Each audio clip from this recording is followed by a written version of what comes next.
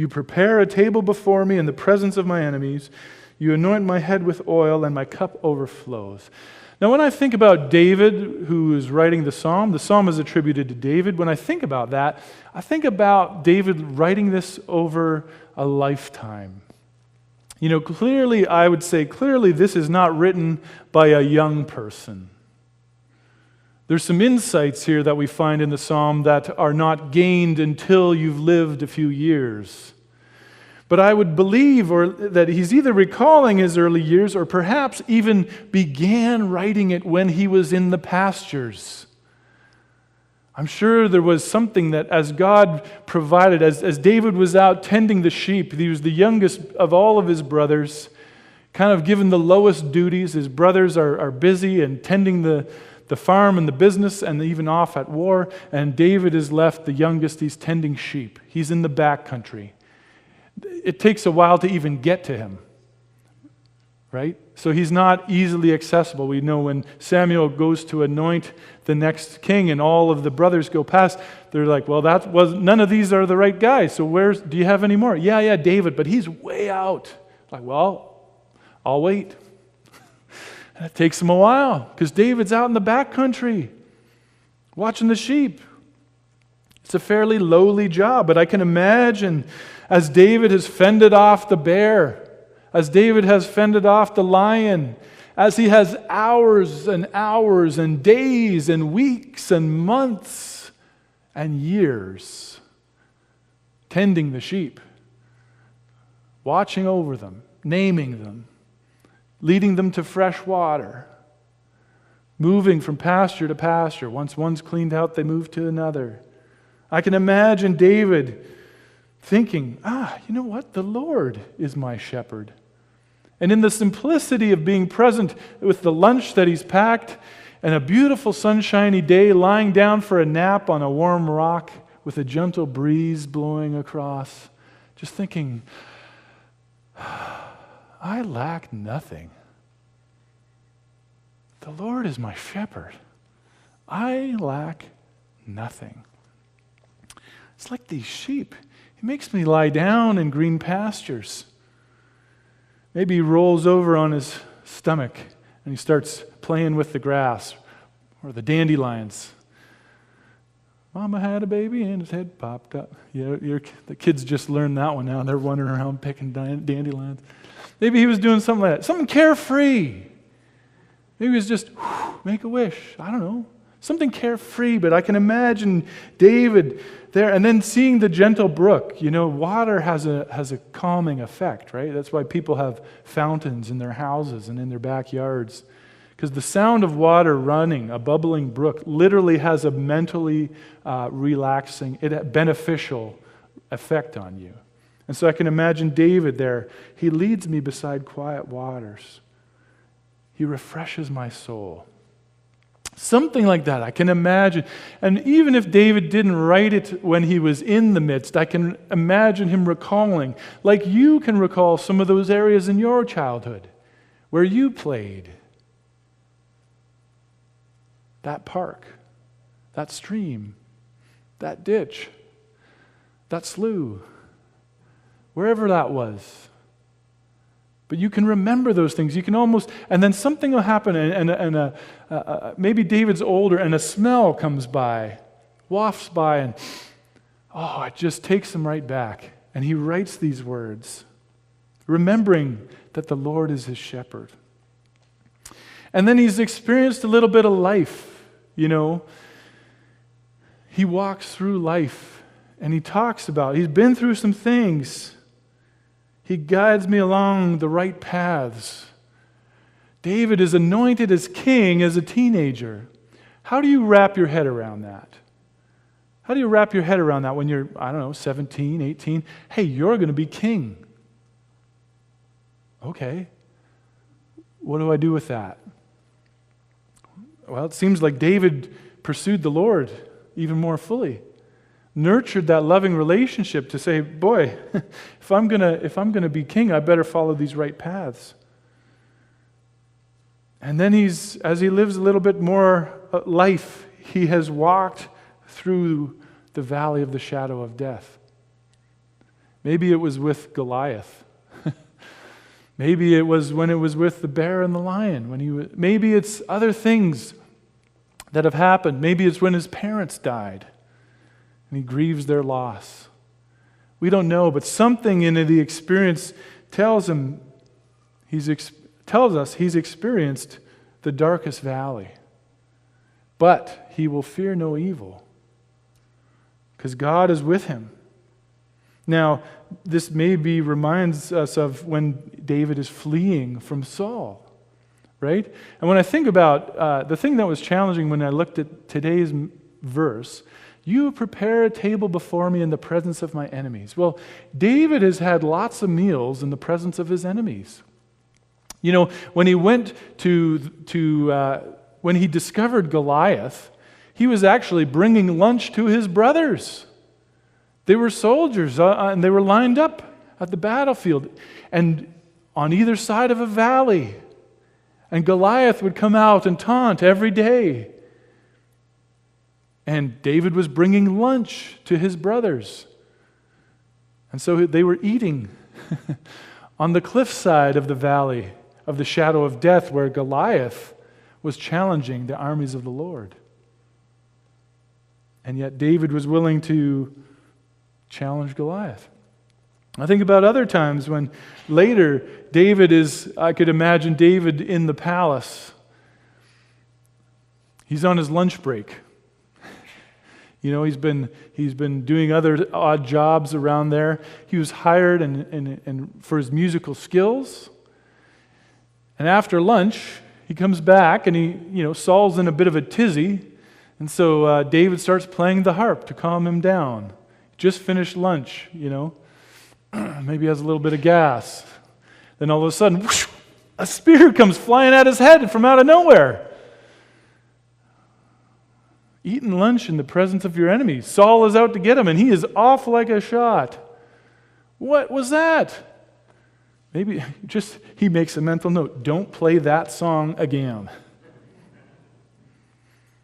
Or when he's on the run.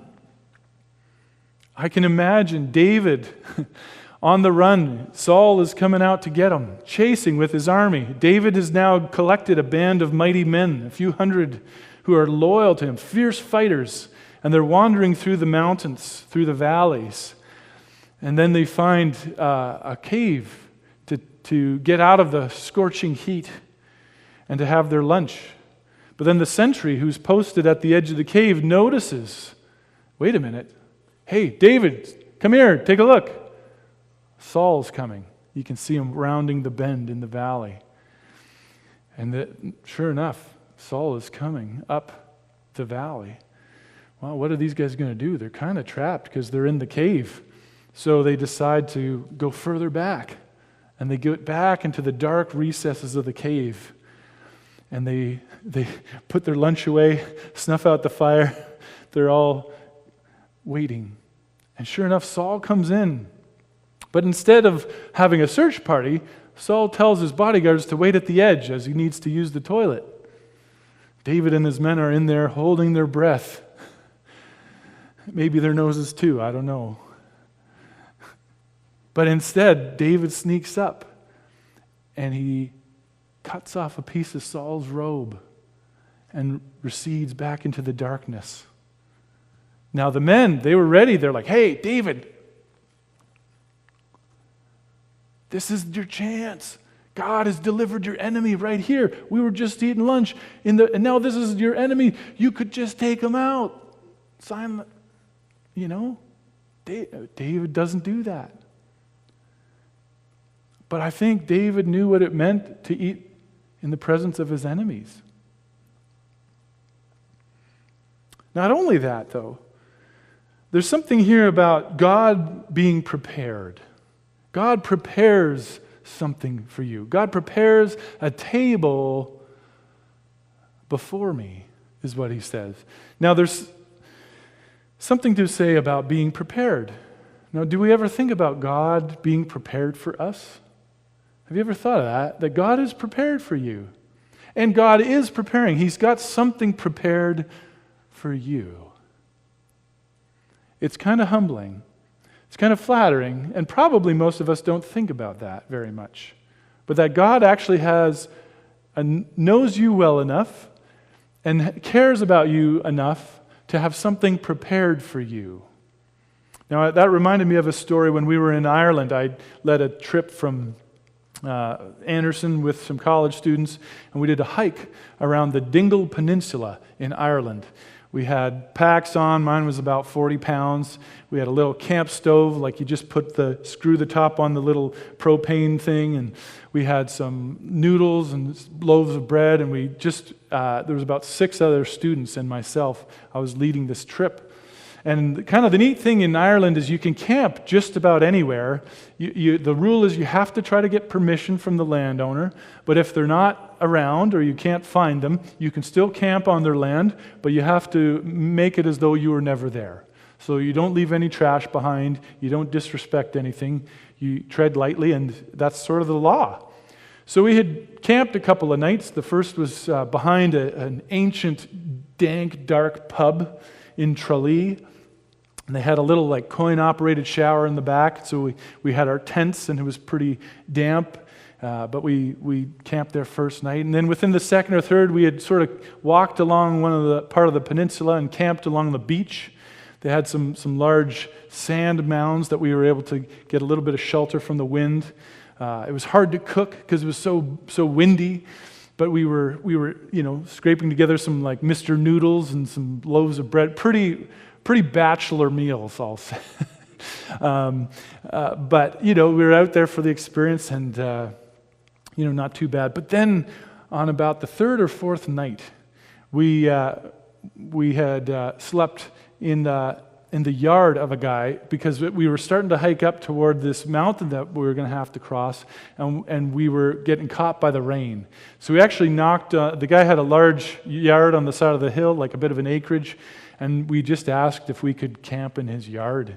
And it was a beautiful yard, and he was open. Oh, yeah, sure. So we just pitched our tents in that guy's yard, but he was very hospitable. But then he also warned us, because the next day would take us over this mountain pass. And he said it was kind of the opposite of the valley of shadow of death. It was over the top, but it gets so foggy, so fast, that people can get absolutely turned around and lost, and there's some dangerous cliffs along the side. And so he warned us about that. And so that next day, we hiked along, and he actually got in touch with his brother, who kind of walked us up into the hills and then showed us the way to get over the pass. And so we did, and we walked over the pass, and that was where we saw pure cliche Ireland, green pastures and the sheep just out there and the cliffs and the water, and you could just see it all, and it was so beautiful. But boy, that was a tough day of hiking. It was hard hiking up the hill, and one of the girls with us was having a hard time, and so I actually had took my pack up and then came back down and then got her pack and then carried that up, and we were all exhausted. And then you had to come down the hill, and we were coming to find the next campsite. But when we got there, it was also a bed and breakfast. And I went in and I inquired, and we had saved enough money from the previous nights, and we had enough, we could get some shared rooms. So the guys stayed in the ones and the girls stayed in the others. And boy, was that amazing. There was a prepared room for us. We didn't have to pitch our tent. We didn't have to eat this cheap little camp food where we're scraping by on some noodles and bread or something like that. We were prepared for. We had warm beds, warm showers. We had hot food. Oh my goodness, and your aching feet. It was such a relief. The psalmist has just come through the valley of the shadow of death. He's still moving. But now he comes out the other side and notes that God has prepared for him a table before me. There's something prepared that I can relax into, that I can enjoy. And not only that, there's definitely a sense of honor being bestowed. Because this is in the presence of your enemies. This isn't just a nice table at the end of a hard day or coming out the other side of the valley of the shadow of death. You're actually able to sit down. The table has been prepared in the presence of your enemies. That there's no fear. And you can sit down. And then there's an honor that's being bestowed. An honor. And you can see that here as he talks about, you anoint my head with oil and my cup overflows. So there's provision, there's honor being given. Something was prepared for you. There's been intention as God has prepared this. And the culture is very much honor shame. There's, and so things matter, how you present something. And so to eat in the presence of your enemies, I think that there's a little bit of vindication that comes from this. That David has experienced this. And now read the other Psalms. You'll hear how David talks about his enemies. You'll hear the prayer requests of a man who's not bashful, right? God, strike them down. May their children be cursed. Like David's not hesitant to ask God to take care of those suckers, right? So there is a bit of this. While we don't often think about God this way, there is a little bit of this that I think there's some vindication here, where you've prepared a table before me in the presence of my enemies. All those haters are going to hate. And I get to sit here because God has prepared this for me, and I'm going to sit here and enjoy it. And I'm going to let the haters hate. And I'm going to enjoy my dinner. You go right ahead. Because I'm following the shepherd. Right? This wasn't on David's own strength. This wasn't David's haha, I outsmarted you. This was a dependence on the Lord. So there is a bit of this. How do we deal with this, right? Because there's a number of things that talk about in the presence of your enemies. How do we deal with enemies in the Bible? And so I think that we have to give some place to this idea of some vindication here, because when we read the other Psalms and we read how David talks about his enemies, it's definitely, there's some of this, right? But I also want us to fast forward over to the Good Shepherd here in Luke chapter 14. And I was just getting into this week, and it was fascinating. Because Jesus has some other things to say about enemies and how we are to respond to enemies. So if Jesus is our shepherd, we have to let David be David and Psalm 23 in its context, but we also have to say, look, if Jesus is our shepherd, we have to make some jump here and say, well, what does Jesus say about enemies? Well, he says to pray for them, right? That's one of the things. Love them. What? Who wants to love your enemies? I like the vindication part. I like sitting down to dine and let the haters hate, and then you can stay on the outside and I'm going to eat, That's more of the human side of us. But Jesus has a different thing to say. And the people that were considered enemies, so to speak, Jesus flips the table on who that is. Jesus is going around eating with sinners. So much so that he gets labeled as a friend of sinners. That was meant to be a slam. Like, Jesus, that guy, he's a friend of sinners. There's a song, I've sung a song, Friend of Sinners, and it's like something exciting. Because if you know you're a sinner, then hey, Jesus is your friend. No, he doesn't leave us there. He's not a friend because we're a sinner. But the religious leaders are the ones that Jesus always has the harshest words for. And so we come to Luke chapter 14, and there's this parable of the great banquet. So Jesus is eating with religious leaders, and he's at the table, and I'm going to start at Luke 14, verse 15. You're welcome to turn there in your Bibles. Luke 14, verse 15. When one of those at the table with Jesus heard about this story that Jesus had just talked about at this Pharisee's house, he said, "Blessed is the one who will eat at the feast in the kingdom of God." Jesus replied, "A certain man was preparing a great banquet and invited many guests. At the time of the banquet, he sent a servant to tell those who had been invited, 'Come, for everything is now ready.' But they all alike began to make excuses. The first said, 'I've just bought a field and I got to go see it. Please excuse me.' The other said, 'I've just bought 5 yoke of oxen and I'm on my way to try them out. Please excuse me.' Still another said, 'I just got married, so I can't come.' The servant came back and reported this to the master. Then the owner of the house became angry, and he ordered his servant, 'Go out quickly into the streets and alleys of the town and bring in the poor and the crippled and the blind and the lame.' 'Sir,' the servant said, 'what you have ordered has been done, but there's still room.' Then the master told his servant, 'Go out to the roads and the country lanes,' or maybe you remember the highways and the hedges, 'and compel them to come in so that my house will be full. I tell you, not one of those who were invited will get a taste of my banquet.'" Now here's the thing that I found so insightful this week as I was listening to a little podcast. There was 2 invites that would go out in Jesus' day. The first invite would go out to sort of check the social calendar. Remember, these were fairly small towns. It's an honor-shame-based society, so what you do really either brings honor to your family or dishonor or shame, right? So people are very careful, and the way they would have a party, if you were going to have a banquet, you would send out the first invite to go check people's calendars, to be like, "Hey, I'm thinking of having a party on July 4th. Does anybody else have anything on July 4th?"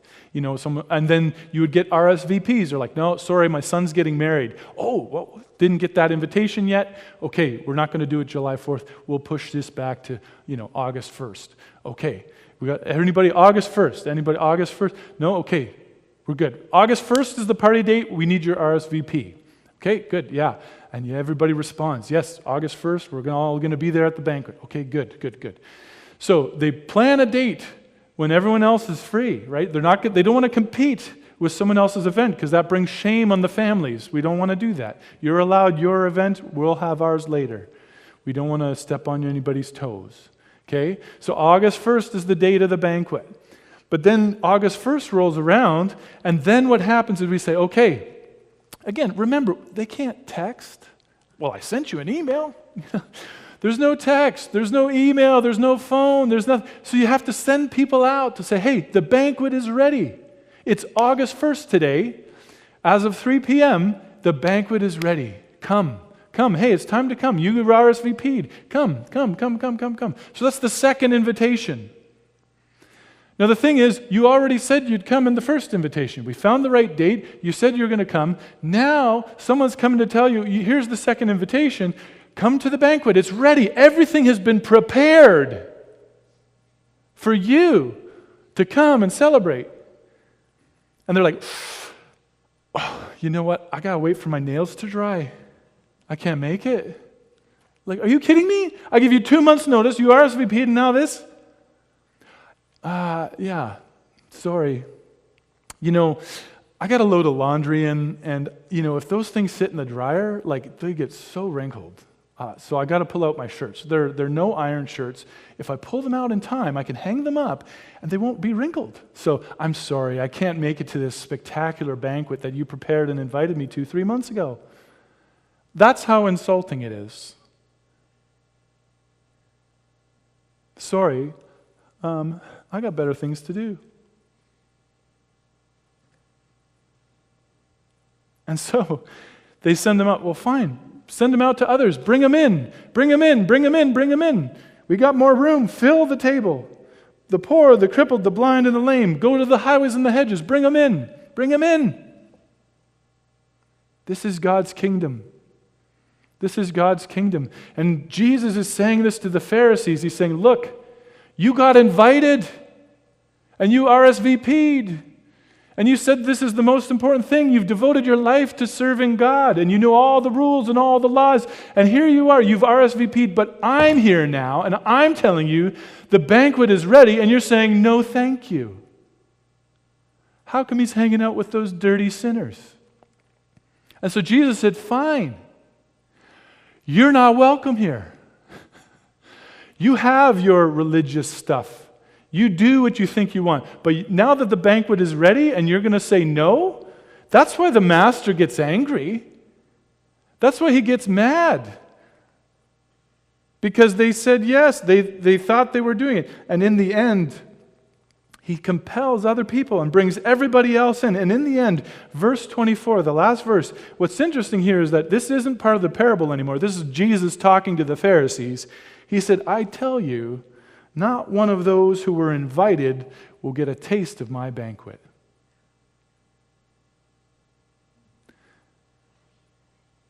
And so, what happens with enemies and with friends?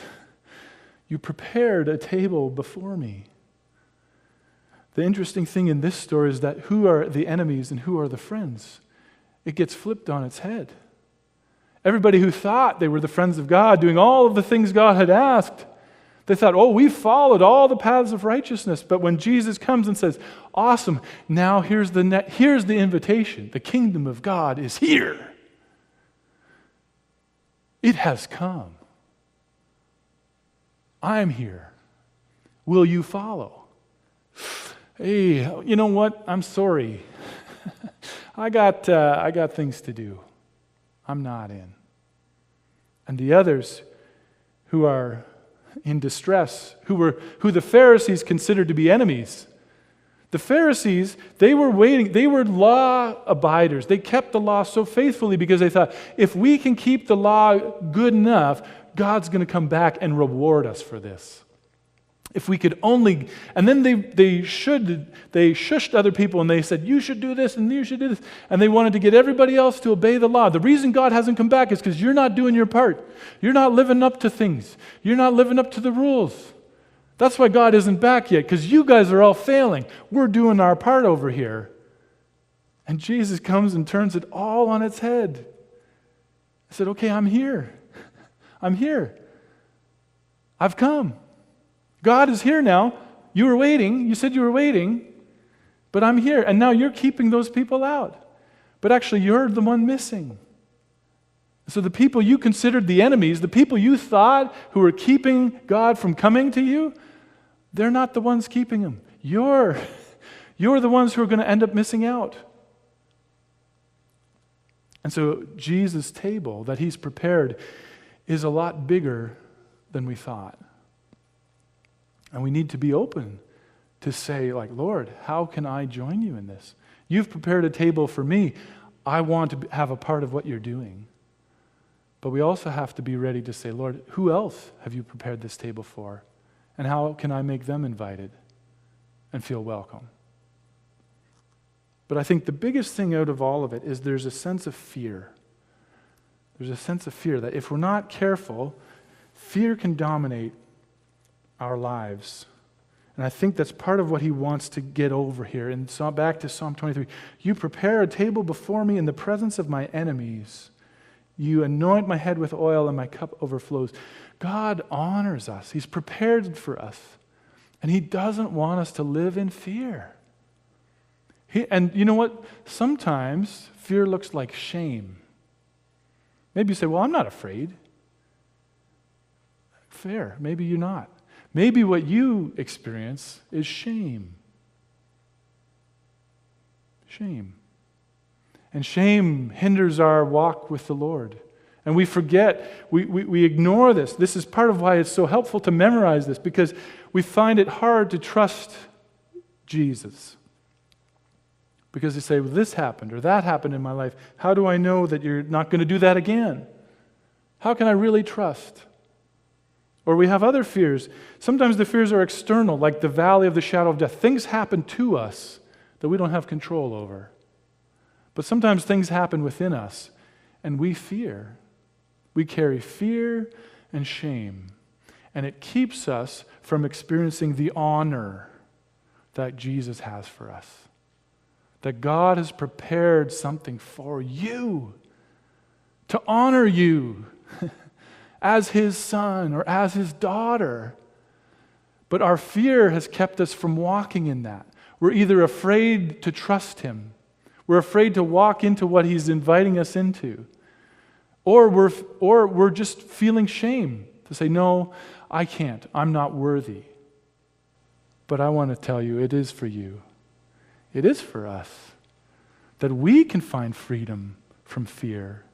We can find freedom from shame. And we can walk in the path of the Good Shepherd if we will follow him. If we will put our trust in him through the mountaintops and the valley low, his faithfulness will even outlast your shame. He can take that away. He can overcome that.